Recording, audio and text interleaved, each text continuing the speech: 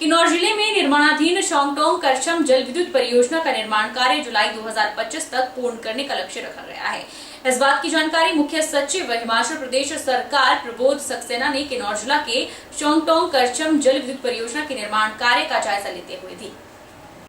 हिमाचल प्रदेश सरकार मुख्य सचिव प्रबोध सक्सेना ने 450 मेगावाट क्षमता के शोंगटोंग करछम जल विद्युत परियोजना के निर्माण गतिविधियों की प्रगति की जानकारी ली और इस परियोजना को समयबद्ध तरीके से पूर्ण करने को कहा। उन्होंने शोंगटोंग करछम जल विद्युत परियोजना के barrage site, D sender site, headrest tunnel, surge soft site और परियोजना के पावर हाउस साइट का दौरा किया। प्रबोध सक्सेना ने कहा कि राज्य में चल रहे जल विद्युत परियोजना के कार्यों को शीघ्र पूर्ण करना प्रदेश सरकार की प्राथमिकता है और इस दिशा में शोंगटोंग परियोजना के अधिकारियों और कर्मचारियों द्वारा परियोजना निर्माण के लिए किए गए कार्य और अब तक की प्रगति का कार्य सराहनीय है।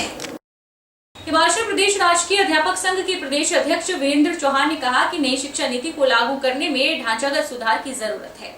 वर्तमान परिस्थितियों में नई शिक्षा नीति को लागू करने से छात्रों को नुकसान हुआ है। उन्होंने कहा कि शिक्षा विभाग में व्यापक रिक्तियों को भरने के लिए जल्द मामला उठाया जाएगा। हिमाचल प्रदेश राजकीय अध्यापक संघ के प्रदेश अध्यक्ष वीरेंद्र चौहान ने वर्तमान शिक्षा नीति को जमीनी स्तर पर प्रभावी ढंग से उतारने के लिए आधारभूत ढांचे की आवश्यकता बताया। उन्होंने कहा कि हिमाचल में शिक्षा नीति को लागू करते हुए जल्दबाजी की गई है, जिस कारण कई त्रुटियां रह गई हैं।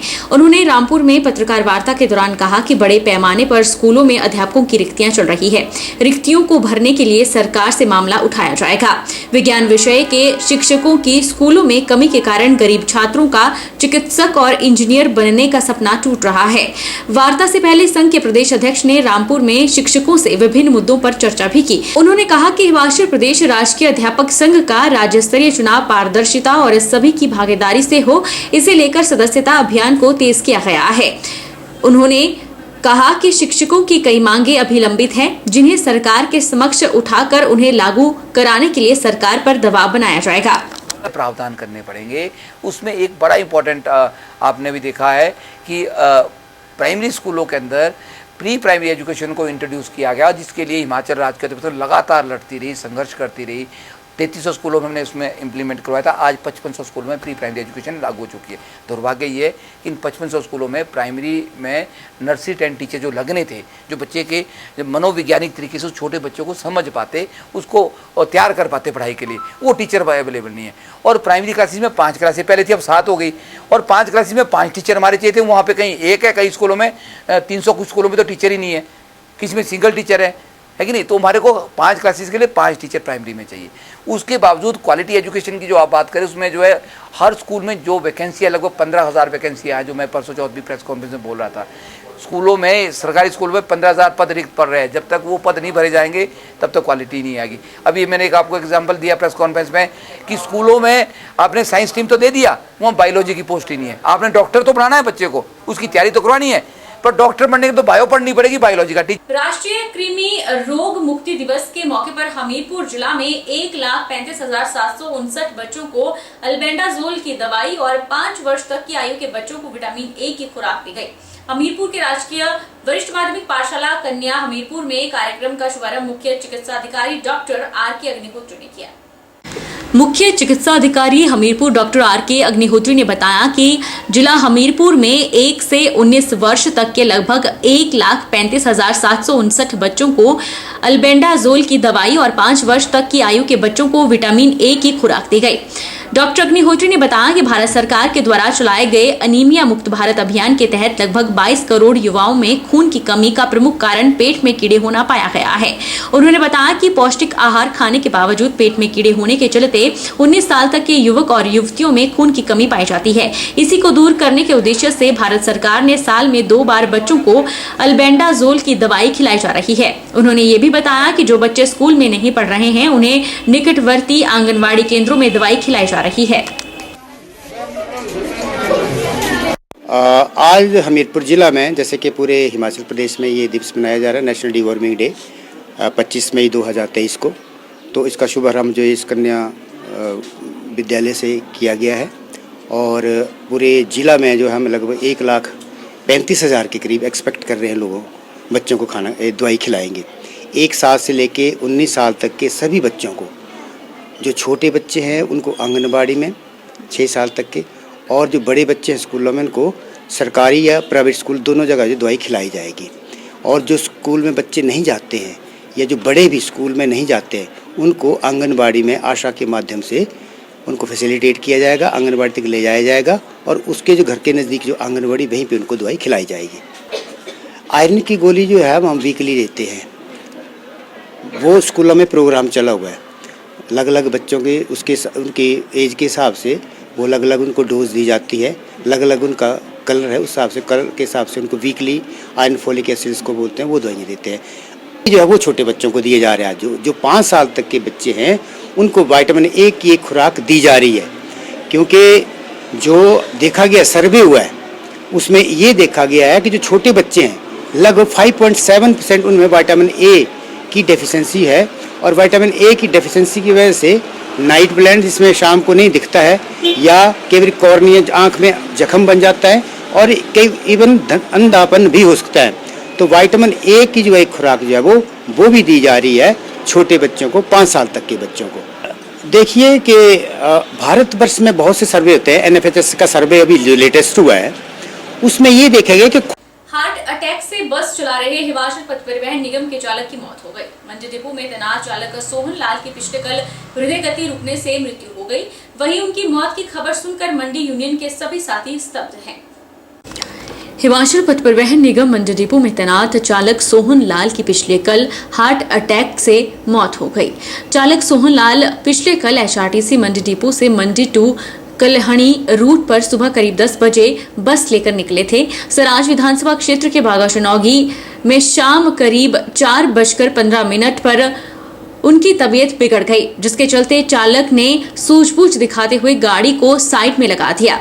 वहीं उनकी बिगड़ी तबीयत को देखते हुए परिचालक और HRTC के अन्य साथी उन्हें नैचौक अस्पताल ले गए, जहां डॉक्टर ने उन्हें मृत घोषित कर दिया। उनकी मृत्यु की खबर सुनते ही HRTC परिचालक यूनियन मंडी शोकगुल है। HRTC परिचालक यूनियन के महासचिव केशव राम और HRTC मंडी के मुख्य निरीक्षक पवन कुमार ने बताया कि मृतक सोहन लाल पुत्र गंगाराम उम्र 37 वर्ष गांव ददोहो सराज के रहने वाले थे और मंडी डिपो में बतौर चालक अपनी सेवाएं दे रहे थे। उनकी मौत की खबर सुनकर मंडी यूनियन के सभी साथी स्तब्ध हैं और मंडी यूनियन ईश्वर से प्रार्थना करती है कि भगवान उनको अपने चरणों में स्थान दे और परिवार को इस दुख की घड़ी में दुख सहने की हिम्मत दे।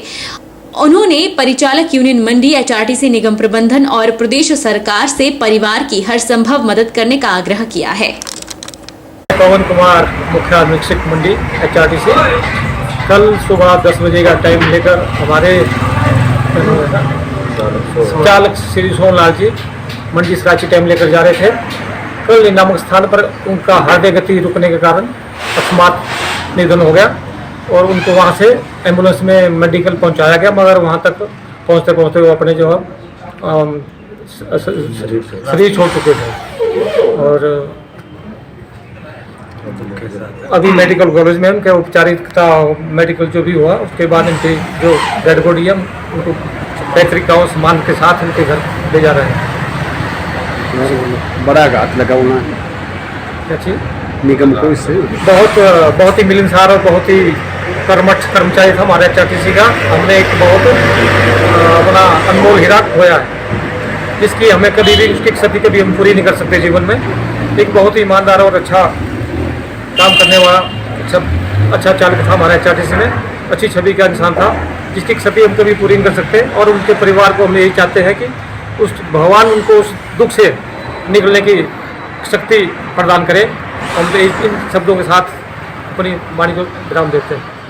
शिमला के रोहड़ू विधानसभा क्षेत्र की तहसील डोडरा कवार में सरकारी कार्डिंग प्लांट के भवन में आग लगने से ऊन से बने वस्त्र, मशीनें और अन्य सामान जलकर राख हो गया। आगजनी से करीब 1.5 करोड़ से 2 करोड़ रुपए के नुकसान का अनुमान है।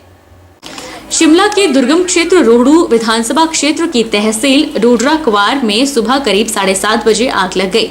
डोडरा क्वार के गांव बुकशेर में सरकारी कार्डिंग प्लांट के भवन में, जिसमें ऊन की पिंजाई और बुनाई का काम होता था, उसमें आग लग गई, जिससे कमरों में रखी ऊन से बने वस्त्र, मशीनें और अन्य सामान जलकर राख हो गया।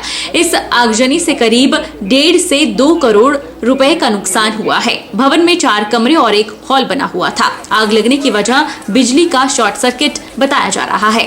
आग लगने की सूचना अग्निशमन विभाग को 8:30 बजे दी गई, लेकिन फायर ब्रिगेड की गाड़ियां समय पर नहीं पहुंची। कर्मचारी का कहना है कि जब फायर ब्रिगेड पहुंची तो गाड़ियों में पानी ही नहीं था, फिर उन्हें वापस जाकर पानी भरकर लाना पड़ा। तब तक महंगी मशीनें और सामान जल चुका था। उन्होंने कहा कि मुश्किल से क्षेत्र में एक आधी घटना आगजनी की पेश आती है, ऐसे में विभाग लापरवाह बना हुआ है। 8:30 8:30 बजे। 8:30 और मौके पे कितने बजे पहुंची है गाड़ी? मौके में नियर अबाउट 9 AM के आसपास गाड़ी पहुंची यहाँ पर। और जब हमने वहाँ पर टैंकी देखी, वहाँ पर टैंकी में 1 इंच पानी नहीं था, जबकि भरी होनी चाहिए। इतनी महंगी मशीन है, फायर वालों का 3 साल के बाद जो है इस तरह का एक आध केस आता है, तभी प्रिपेयर नहीं है। लगता है कि ये महीने में एक बार भी मशीन बन सकती थी। हमारे जो एजेंसी है, एजेंसी से बड़ी गाड़ी वहाँ आती, लिफ्ट हो सकता था पानी यहाँ के लिए। कोई प्रैक्टिस नहीं की गई, देखते रह गए। जब पहले खाली गाड़ी यहाँ आई, खाली गाड़ी आने के बाद जो है पानी इसमें नहीं पाया गया, वापस गए, फिर पानी भर के लाए। पहले नहीं ला सकते थे पानी। बर्फ पिघलने से इन दिनों मंडी के पंडोह डैम का जलस्तर बढ़ गया है। ऐसे में बांध से पानी छोड़ा जा रहा है। जिला प्रशासन ने भी अलर्ट जारी कर दिया है। खासतौर पर मंडी शहर और ब्यास के आसपास के इलाकों के लोगों को नदी किनारे न जाने की सलाह दी गई है। हालांकि पानी छोड़ने से पहले हूटर बजाया जा रहा है ताकि लोग सतर्क रहें। भारी बारिश और तेज गर्मी के चलते बर्फ तेजी से पिघल रहा है। अचानक पंडोह डैम में जलस्तर भी बढ़ने लगा है। ऐसे में अगले कुछ महीनों के लिए काफी सतर्क रहने की आवश्यकता है। इसी को ध्यान में रखते हुए बीबीएमबी ने मंडी, कांगड़ा और हमीरपुर जिलों के प्रशासन को सूचना भेजकर अलर्ट जारी कर दिया है कि कोई भी ब्यास के किनारे पर ना जाए। बीबीएमबी प्रशासन ने मंडी शहर में पहले से ही अलर्ट जारी किया है और कहा है कि लोग ब्यास के तटों पर ना जाएं। उधर एडीएम मंडी अश्विनी कुमार ने कहा कि लोग अपने स्तर पर एहतियात बरतें और ब्यास के किनारों पर ना जाएं। आजकल बर्फ के पिघलने से डैम का जलस्तर बढ़ रहा है। लारजी प्रोजेक्ट में भी कुछ टेस्टिंग की जा रही है, जिसके चलते पानी छोड़ा जा रहा है। पानी छोड़ने से पहले हूटर भी बजाए जा रहे हैं ताकि लोग सतर्क रहें। आजकल जो हाइडल पावर प्रोजेक्ट्स हैं ब्यास रिवर पे, एक तो हमारा पंडो में लारजी डैम प्रोजेक्ट है और उसके ऊपर पार्वती प्रोजेक्ट है। तो उसमें एक तो हाइट्स में समर सीजन में जो है वो आफ्टरनून में वाटर लेवल बढ़ जाता है नालों में। ग्लेशियर्स और स्नो डिपॉजिट्स जो मेल्ट होते हैं उसकी वजह से।